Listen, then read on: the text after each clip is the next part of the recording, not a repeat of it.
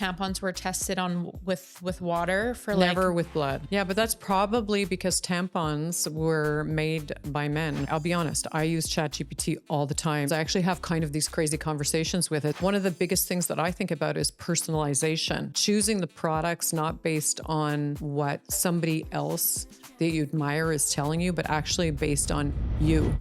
This is Skin Talks, the podcast where we go deeper than skin, products, and trends and explore the conversations that actually matter in health, beauty, wellness, and confidence. We're a mother-daughter duo and the founders of boutique skin Envie. After years inside the industry, we've learned that health is never just about what you use. It's about everything you digest, how you think, how you live, what you eat, how you move, what you put on your skin, and how you feel in your own body. If you're looking for insight, honesty, and a fresh perspective on the future of health, beauty, and wellness, you're in the right place. Let's get into it. Skin Talks podcast by Boutique Skin Envie, hosted by Beate and Natascha. Welcome to Skin Talks and happy 2026. In December, we talked about what happens to your skin during the holiday season. The stress, the sugar, the lack of sleep, the cold. Today, we're going to talk about 2026 trends and what we foresee this year. We'll also get into one of the biggest questions we get as founders of Boutique Skin Envie. What's the difference between retail, pharmacy, professional, and medical grade skincare, and why there's so much confusion around it? So I'm so excited for this episode because it means that we get to get excited for 2026. We're going to talk about the trends, which I'm super excited about, but also what we're doing at BSC. So first off, let's just get into some trends that we are expecting to see / I think hoping to see also in 2026. Starting with, I think we've also mentioned this quite a bit in the end of our last year and some of our episodes, but like minimalism, reducing the amount of product that you're using. Overconsumption. That's something that I think is trending already, but I think it's going to continue even more.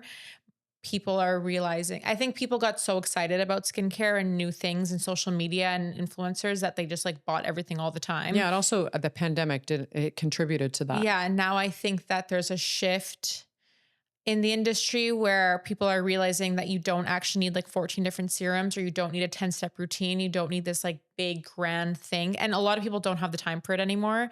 So I think that the minimalism and being more conscious of your consumption is going to really take a lead. More shift this year. Yeah, I agree 100%. And I'm actually very glad about it because I think that we are living in an over-consumerized society in North America. I can't speak to other areas of the world. I think probably Europe too, but probably a lot less.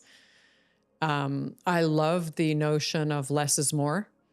We don't need, I did something in 2025 and I'm doing it already this year, but when I'm about to buy something, I don't buy it intentionally. I let it sit in the basket for a couple days because it's easy to buy online, right? I let it sit and then I ask myself, do I really need it? And or why am I buying it? Am I buying it because I feel depressed and I need to uplift myself a little bit? Am I buying it because I feel that, I'm missing something in my life? Or am I buying it because I actually really need it? And I think that is that conscious living that we all, I hope as a society, we do more of, because I think that that's actually where we can see change in community and actually collaboration and community being a focus. Yeah, definitely. I also think that we can expect to have more clarity on understanding what's in our products too. Yeah. Which clean. already has started, I think, with the younger generation. They're very conscious of what they put in their body and what they put on their face and all these things. And I think that movement is just twofolding even more. I think it's getting bigger and bigger, where it's not obviously just applying a cream on your face, but knowing what's in it, but also when you go grocery shopping, actually looking at the ingredients. Look at the labels, people. And look at the labels. All these different things that I think that things were created in our life. The simplest thing is diapers or tampons or all this stuff and no one ever questioned it because it was like the only source of what we needed in that moment. So no one ever questioned what was that item was made out of. And now people are starting to question things, which I think is really important. We need to question because stuff.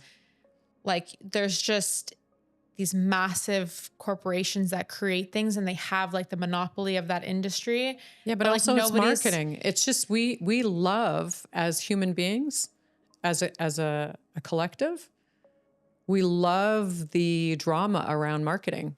Yeah, but we like buy even if into you look stuff. at tampons were created how long ago? Like I don't even know. Not that long ago when you think about it. Like but when they were created with lead and different kind of chemicals inside, and only was it 2024 when people started actually doing testing on what's inside of them. Well, it was probably before that, but it didn't actually take shape. Right. And it's like, until- I even heard this thing too, where tampons were tested on with water for Never like with blood. never actually with blood. Yeah, And but it's that's like, what- probably because tampons were made by men for women. Yeah, I mean, which is and there's reality. no, like, it's not a judgment.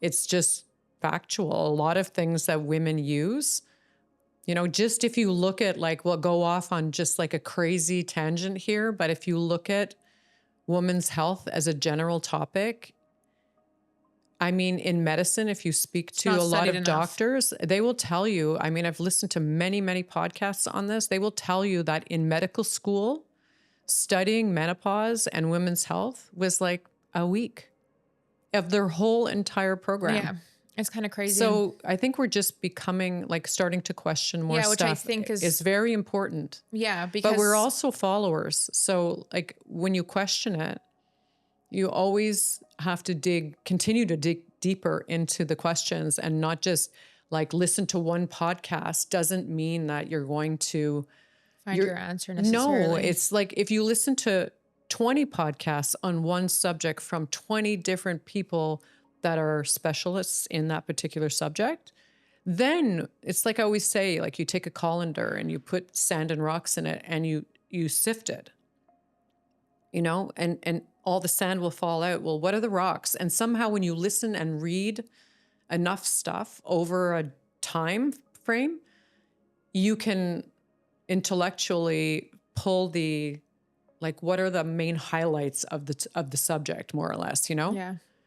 And so keep on being curious Yeah. about those things. And like look at Envie lists and Yeah, like Envie list, but understand- also like just not reading an Envie list and saying, oh, this Envie list is bad because it has this in it.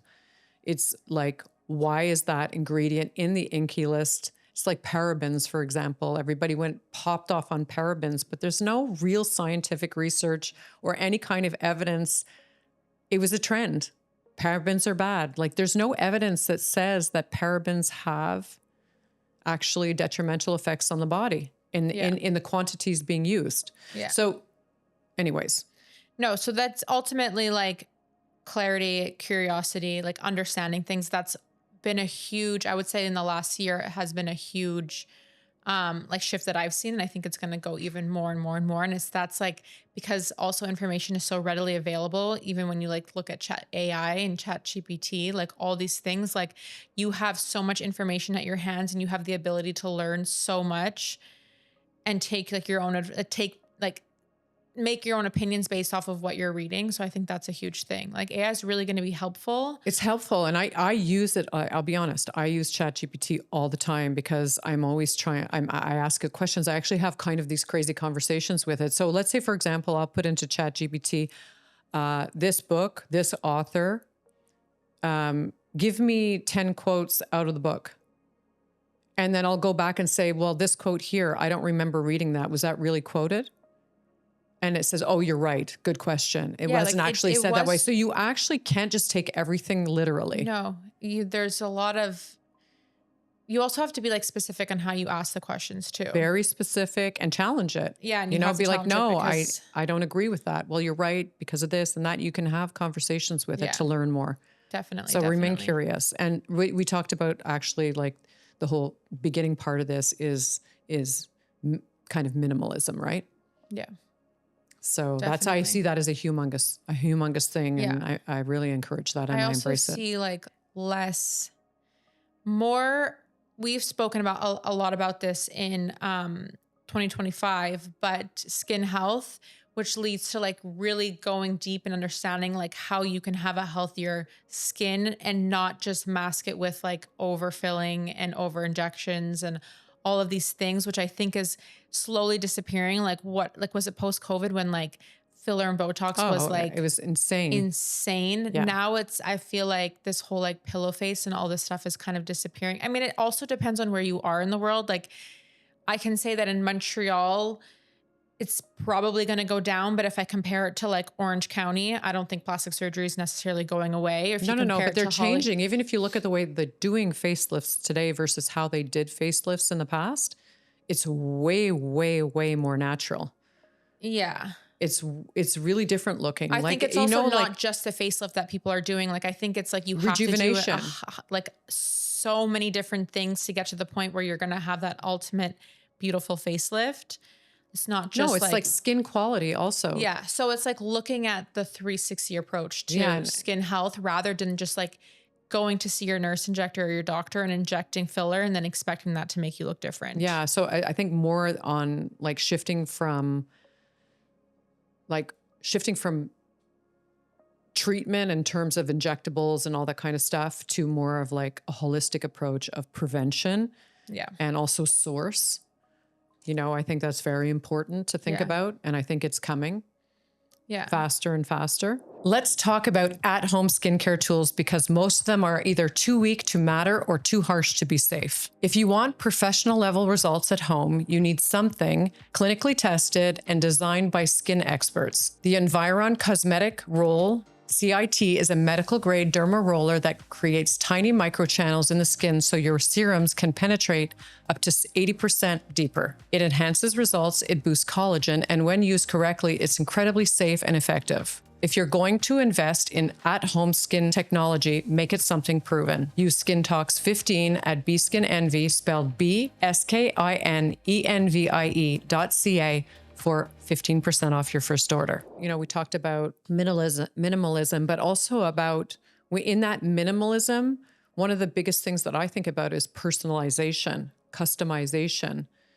And instead of buying 10, 15, 20 products and just layering and layering and layering with acids and retinols and like overconsumption and overdoing it, compromising your skin barrier and all that, really getting expert advice and choosing the products not based on, or choosing what you use, eat, whatever it may be, not based on what somebody else that you admire is telling you, but actually based on you.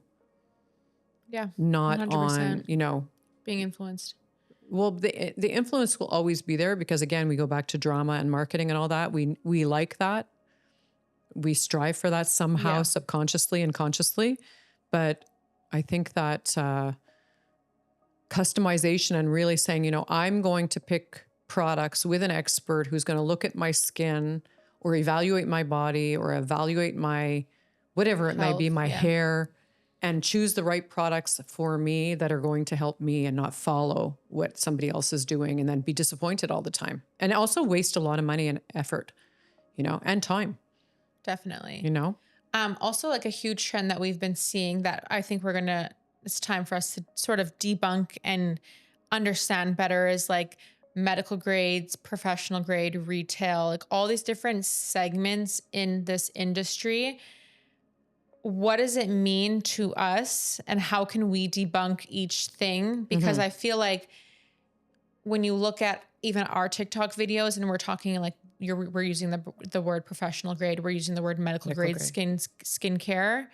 People are like, oh, medical grade skincare doesn't exist. Like it's not a thing. It's just a marketing tactic. Right. They're lying to you. Yeah. Like if you look on TikTok or Instagram and you get into that algorithm, they're going to feed you stuff about like, you know, they're doing it like do it yourself skincare at home, which like, let's be honest, guys. There's a lot of, anyways, everybody has an opinion around it. But what I think we should focus on is really how we define it at Boutique Skin Envie. Like, yeah, like what does it mean to us? And like debunking this, I think people have this notion that professional grade skincare is like the best, better, like, and when I say professional, I'm also including medical grade because a lot of people assume the two are one, which Yeah. we're going to get into. Yeah. But like people think that, and maybe we've even explained it like that in the past, where professional medical grade skincare is better, more effective, blah, blah, blah, blah. But like we can sort of We can talk debunk about it a that. little bit. So I would say for me,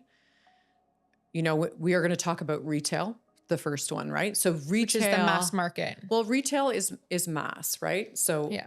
you easily accessible everywhere, brick and mortar. So pharmacies, think Sephora, department stores.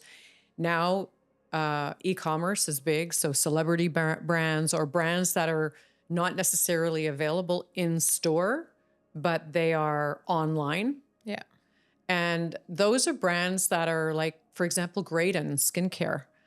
You know, that's a brand that you find at Sephora. We carry it on BSC. We define that as a retail brand because it's mass market. It's available in store to the mass population. So it's like, for example, Kula, which is a brand that we also have. Like that's at Holtz in Montreal. It's also a brand that we carry. BioEffect. Right, but Those let's are say retail Kula, brands. well, no, there are hybrid also, because Kula's, or for me, Kula, Is when sun I care. go back, it was originally a professional brand where you found it in spas, and then it went also into Medi spas. But also, I want to. But also, they expanded. But it's also different when you go to different nations. For example, Yeah, we're talking Canada. We're talking Canada because, like, obviously, it's confusing. When you go to Europe, you're gonna have a whole different slew of how they market their brands. Yeah. It's very different. And than they're it is also, here. their approach to skincare is very different than the North American approach. And the United States approach is very different than the Canadian approach. Whether we like it or not, there's a lot of differentiating facts because the people in these countries are different. But the Europeans are catching up a little bit when it comes to. Yeah, but like the Europeans, when it comes to laser technologies and stuff like that, it is not estheticians that do it at all. It's doctors. Here, it's estheticians. Their education system is very, very different and much more advanced than our education system in Canada. Yeah, I think like night you're and a day. doctor if you're doing treatments like that. Yeah, but even an esthetician's education in France, which is like the OG skincare country, is completely different than in Canada. Yeah. So that's another subject altogether. But So let's just get back retail into ultimately is brands that you can buy at a brick and mortar. It's celebrity brands. It's like anything that you can go and physically buy at a store. Yeah, And what you can buy online. that is not found in a spa or a medical spa or dermatologist's office. Right. And then that would lead us into professional, And which then you have is multi-level marketing too, which you can put it under that umbrella of retail in a way, but that's only through their pyramid. Triangle, Yeah, the pyramid, right? So then you have medical grade and professional grade. And how I see the difference is professional grade skincare is skincare that you find in a setting like a spa, a destination spa, also could be some medi spas and doctor's offices that has facials yeah. and skincare that complements the facial. Yeah. And the strategy for professional grade skincare, in my opinion, is you have somebody that comes into your clinic or your spa, you take their makeup off, you talk to them about their skin, you look at their skin underneath a loupe. You do an evaluation. Some professional brands like Biologique Recherche also have devices to be able to measure. So does Mary Core. Skin density. No, like BR has a device that measures hydration, skin density, the barrier. Like they put all kinds of different things on your skin even before they touch your skin in the facial and make the recommendation. But it's a consultation approach, and it's an overall holistic health approach to skin health, and also to really rectify and work on challenges that people have with their skin. And then you do the facial based off the brand. And then you follow through with the retail. So like there's a lot of brands that we carry, like Mary Core, Peyo, Babor, that have products that's called back bar. Right. And that's back bar is the professional larger products, sometimes even different products that They're are many provided times different. that are provided only in when you're getting a treatment. So that is a professional grade product per se. Yeah. And so facials accompanied by retail, and also their objective as brands is skin health and skin change. Yeah. So That's professional grade skincare. Unfortunately, only about 2% of the population has ever even been to a spa for a facial globally, right? We talk about this all the time. Yeah. So the most people in Canada or even internationally around the world have never heard of many of the brands that we carry. So their go-to automatically is retail because that's what's accessible to them. And there's also a misconception that professional grade brands are more expensive or that facials cause acne. Like there's all these assumptions based on lack of information and education on the part of the consumer, as far as I'm concerned. So let's get into medical grade. What we define as medical grade is at Boutique Skin Envie, again, right? This is our opinions, are brands that are only found in where there's medical direction. So that means Doctor's offices. a medical spa that has a medical director, nurses, that could be a dermatologist's office, or like Boutique Skin Envie. We have medical direction. And what it does is these brands require medical oversight without a prescription. Yeah. For example, Zeo Skin Health. Vivier.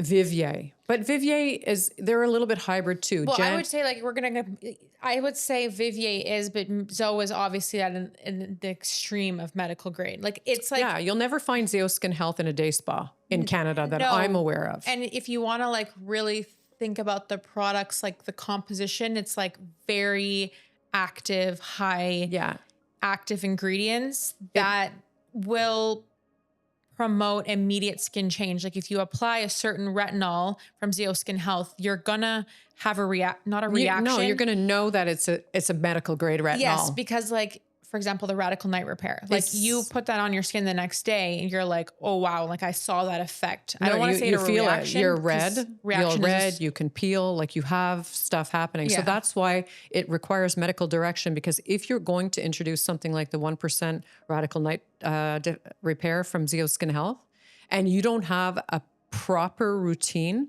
or let's say, for example, you introduce their hydroquinone system, 2%, which is allowed without prescription in Canada.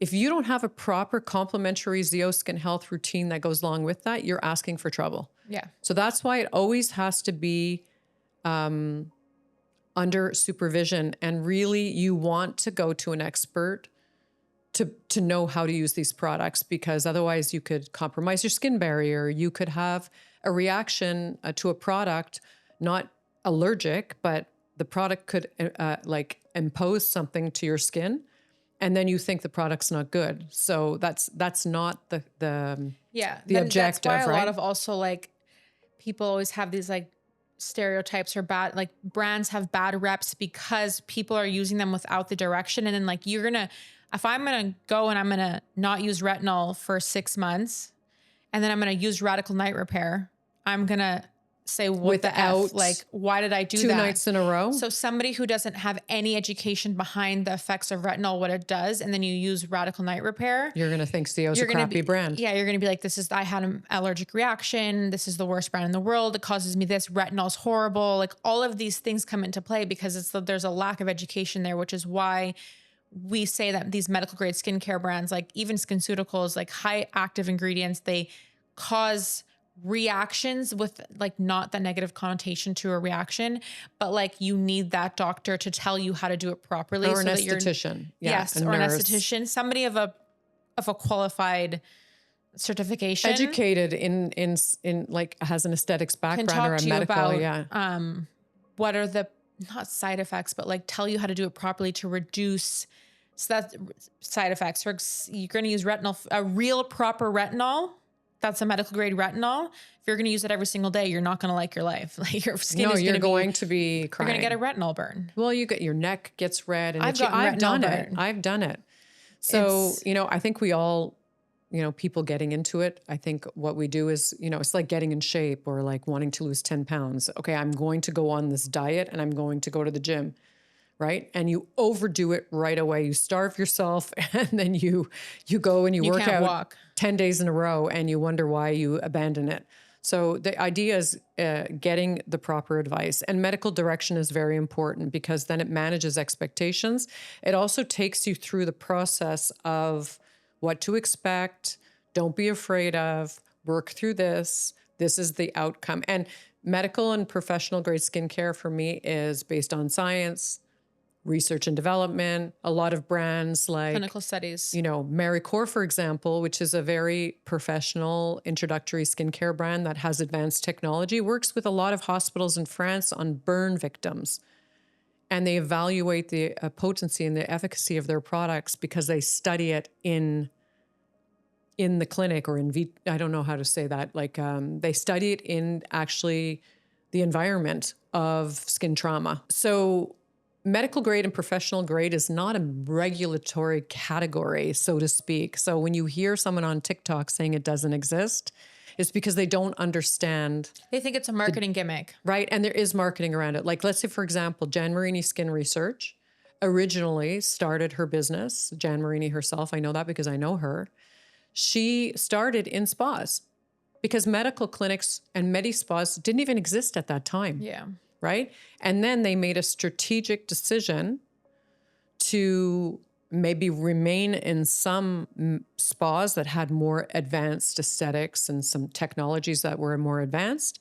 But their entire strategy today, as I know it, is medi spas and derms and doctors and serious skincare experts, because what they want is skin change, resolution. Yeah, like people you have who are acne. really suffering from chronic acne, melasma, hyperpigmentation, rosacea. Like these are also brands that are there to tackle those really intense concerns that so many people suffer with. So like if somebody has chronic acne and doesn't want to go on Accutane right away, or is on Accutane it can't, in my opinion, can't really rely on a celebrity brand or a retail brand to get them optimal results. And if they do, that's amazing. Congrats. But like a lot of people suffer from it. We see it firsthand. We do. At BSE, in our consults and at the spa, we see people truly suffering. I know I suffer from melasma and hyperpigmentation, and there is after so many years of having it, 10 years of having it, like I know what products worked. I know for a fact that you see the I'm results. not going to be doing a celebrity skincare routine and then my skin might be glowy, but my melasma is definitely not going anywhere. Well, don't you remember if not, it's going to get worse over time. It will, but don't you remember when you went on kind of like this clinical trial, so to speak, with Vivier and their hydroquinone system, that you went to Vivier, they measured your skin. They had a machine. Yeah. That really popular machine. I'm trying to remember what it's called right now, but I have a blank. The different layers. Avisia technology, where you take a picture of the face different in layers the exact same light at the exact same angle before, during, and after. And then they can actually like measure. That's where you see those sliding scales before and afters, like on Jan Marini's website, where you actually see this is her in the beginning and this is her after 8 weeks, or let's say 3 months even. Yeah. And you can slide it back and forth and see the skin change. That's what Visia does. Like literally it's like literally tangible, clinical, evidence-based actual data that's not photoshopped. No.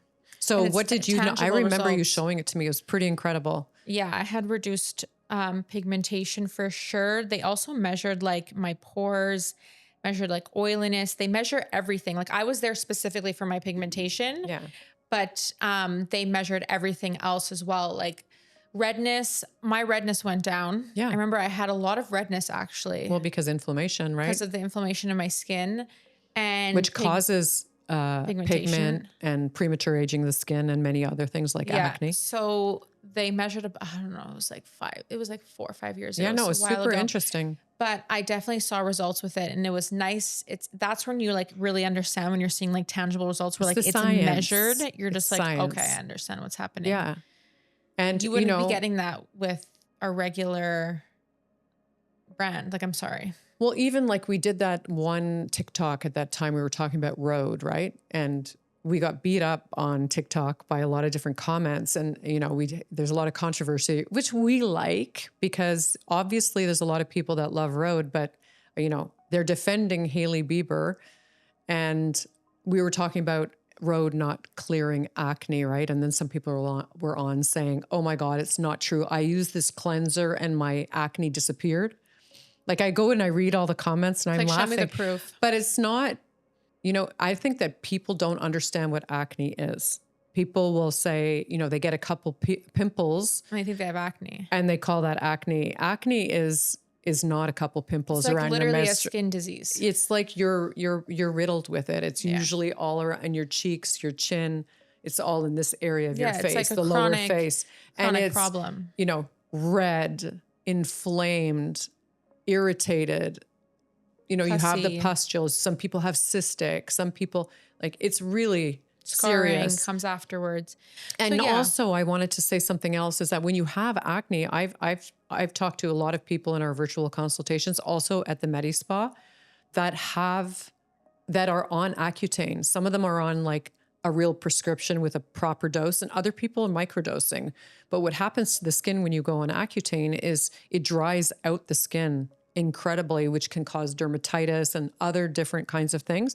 So even if you are suffering with acne, you still need to go on a skincare routine to support your skin barrier while you're going through this treatment, because otherwise your skin is going to be so dry and suffering, and you don't need to go through that. No. You really don't. So hopefully that clarifies the differences between the two. Definitely. And I know brands, like when we were bringing Alliston in, for example. Alliston is a medical brand, but we couldn't, there was no way they would have ever allowed us to carry it. Vivier was the same. IS Clinical was the same. If we didn't have a medical director, and we have a medical director. So as long as we have a medical director, it gives us permission to be able to represent those brands, because they know that we have our virtual consultations, that we have our medical spa, where we are giving people Support. advice on how to use it. We build routines for people and how to use it based on their concerns. There are thousands of products out there. Every brand claims to be clean, clinical, or the best. It's impossible to know who to trust. At Boutique Skin Envie, we do the work for you. We don't carry everything. We curate only the brands and products that are science-backed, results-driven, that we love and feel are truly worth your skin and your money. No paid placements, no hype, no guessing, just skincare you can trust, with real guidance from people who actually care. Use code SkinTalks15 at bskinenvie.ca. That's BSKINENVIE.ca for 15% off your first order. That being said, we are going into the new year. Like, as you guys know, that we have medical grades, we have some professional, we have some retail brands as well.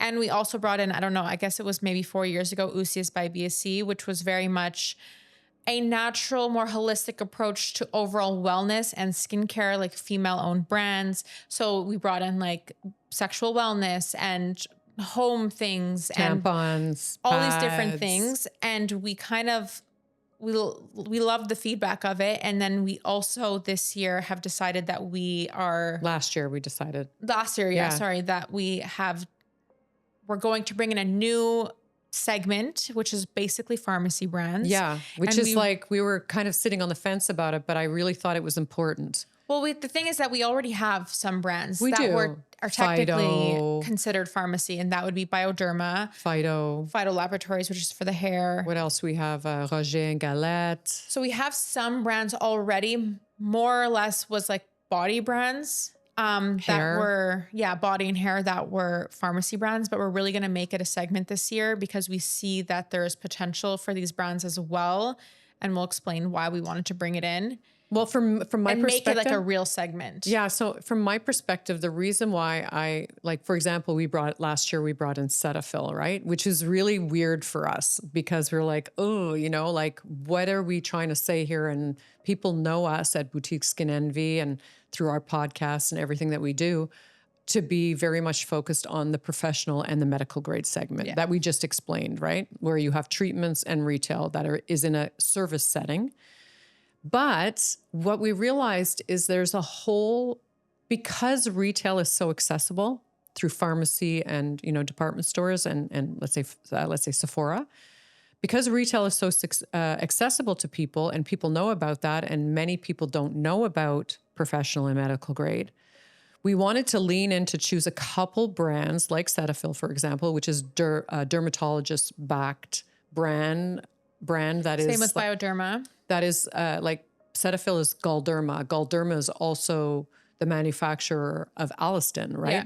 So we know that a lot of people start their skincare journey when they're younger by introducing in pharmacy brands, for example, Cetaphil. And so I think Boutique Skin Envie also is a company that in our philosophy is education, right? That's why we have this podcast. That's why we launch 2 blogs every week. We've got hundreds and hundreds and hundreds of blogs on our platform with everything ranging from hair care, wellness, sexual wellness, adaptogens, ingredients. Like, we talk about skincare, everything under the sun. And we want to inform and educate people that are within our community, right? So the pharmacy client is a potential person to come into the community of Boutique Skin Envie.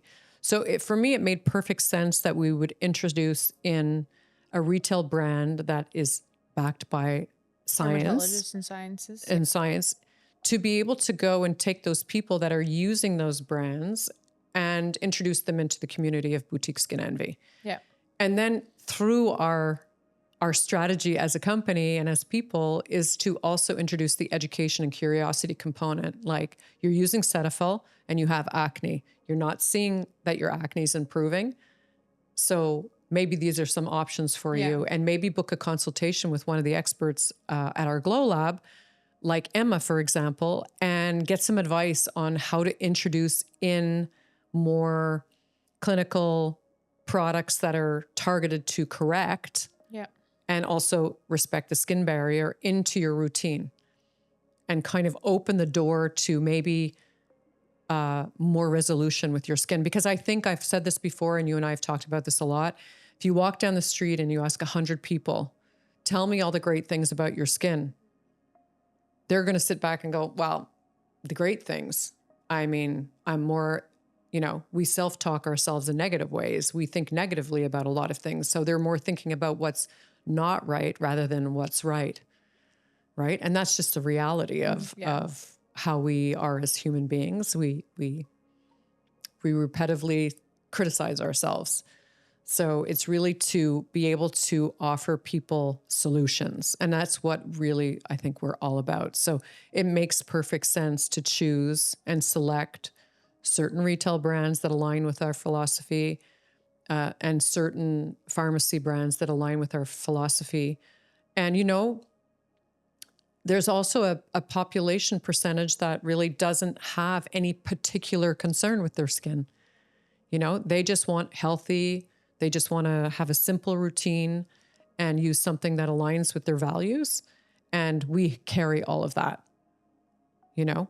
and have solutions for people that want some skin change. So if you guys have any recommendations of some pharmacy brands that you really ultimately saw results with that are dermatologist and science-backed products, let us know, because we're, really diving into this new sector. And I think it's going to be really great. We just want to offer a 360 approach to wellness and make it a very inclusive destination for people to shop. And feel good about it, feel like you have the support and know that you have a team of people behind you who actually really do care about your health. Yeah. So another thing that I think is also important, we ask people to tell us if there's any brands that they want to see carried on BSC, which we're always open to exploring, but also if there's any subjects of podcast episodes that you would like to, things that you would like to learn. Yeah. Just let us know. Because we love to learn about it. We love to learn about it. So we have our 3 signature questions that we always finish our podcast, and I have not read them, so I don't know what they are. So I don't like that, but maybe because I like to kind of be prepared, but it's actually good not to be prepared. How can listeners start thinking more critically and calmly about skincare choices? Well, instead of asking questions about what's actually going on with them, and not what is their actual concern with their skin and what are they actually trying to achieve, and then going to an expert who understands skin to get advice. Yeah. I would say don't be so quick to purchase the newest best thing. Like really, Yeah. Let it sit in your basket and then yeah. see if you really need it. yeah. And like dissect your skin type and your skin concern with a professional and see if you really need that product or if that's just something that looks appealing because it was influenced to you. Yeah. I want to say something also because that's another thing. People don't understand their skin. Like one of the biggest things I get is, oh, I have acne prone skin or I have sensitive skin. Sensitive was the biggest one. The sensitive is but acne prone skin is not a menstrual cycle pimple. No, it's not hormonal acne. And sensitive skin is not you use a product and you break out with acne. So like that's the stuff it's also to not like it's also debunking. I used to think I used to think I had a little bit of sensitive skin because I would use a product and get red. I have reactive skin. Well, that's very different That's than sensitive. also very different than sensitive skin. So like it's really understanding the skin types and then seeing really, and like somebody who has an oily T-zone by the end of the day doesn't have oily skin. They have a combination, right? Which Because is normal. A lot of people, like I've had a client who was like, my skin's oily. So one of the things I asked with oily skin is like, where is the oil? Is it on your cheeks? Yeah, it and depends. how fast after you wash your face in the morning and do your skincare routine does your skin get oily? And oily skin will be oily on the cheeks and everywhere within 30 minutes of washing, not after lunch and 1 o'clock. No, I spoke to a client recently, actually, who was telling me. I mean, granted, her skincare routine was not very good, and we got that under control immediately because she was using a vitamin C in the morning and SPF. That's all. No moisturizer? Nothing. And then was complaining because the SPF wasn't reducing her oil, and she was like wet after 2 hours, and I was like, SPF is not like that's why we're here ultimately. Like, but that's somebody who has oily skin, but it's also not treated oily. So it could just be her skin like screaming for help. And the moment she's on a good routine, her oiliness will drop down. So she, yes, could be oily, but like she's an extreme oily case because she doesn't have the foundation already. Yeah, but also oily skin is not common.